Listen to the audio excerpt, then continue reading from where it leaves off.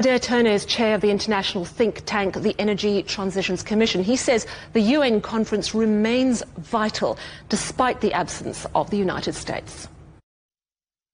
It's absolutely essential that at the COP, between all the countries which are there, there's a very strong restatement of determination that whatever America unfortunately does, we still believe that climate change is a problem that the world has to deal with, that we are still committed to achieving well below 2 degrees centigrade. The thing which has changed positively over the last year, and it's a continuation of a trend, but it has continued, is remarkable technological progress.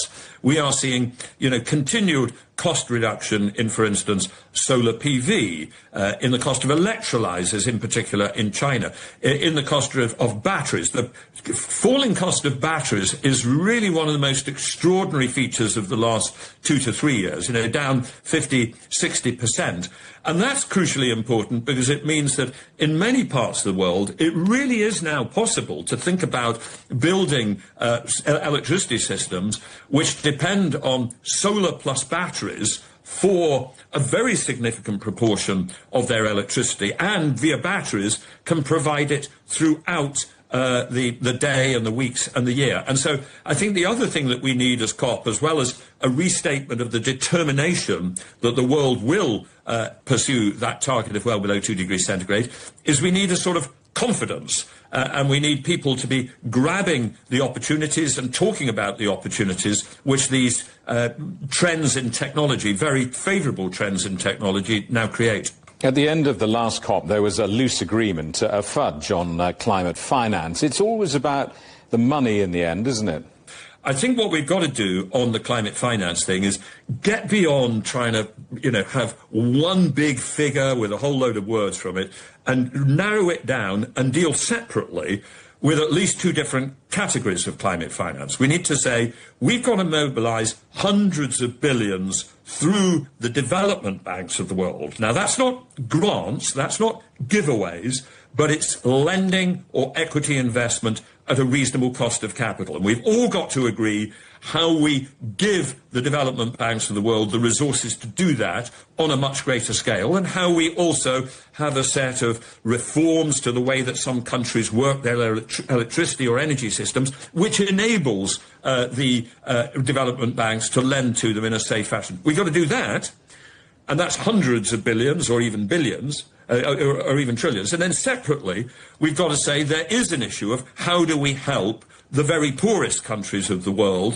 which are most vulnerable to climate change, and that will be smaller amounts of money, more tens of billions than hundreds or even bigger billions, and that will have to be just grant finance, direct gifts. Now, by separating it and having a separate discussion about those 2 things, we may make progress. At each COP, there always seems to be a standoff over banning fossil fuel. I mean, we're never going to get over that, are we?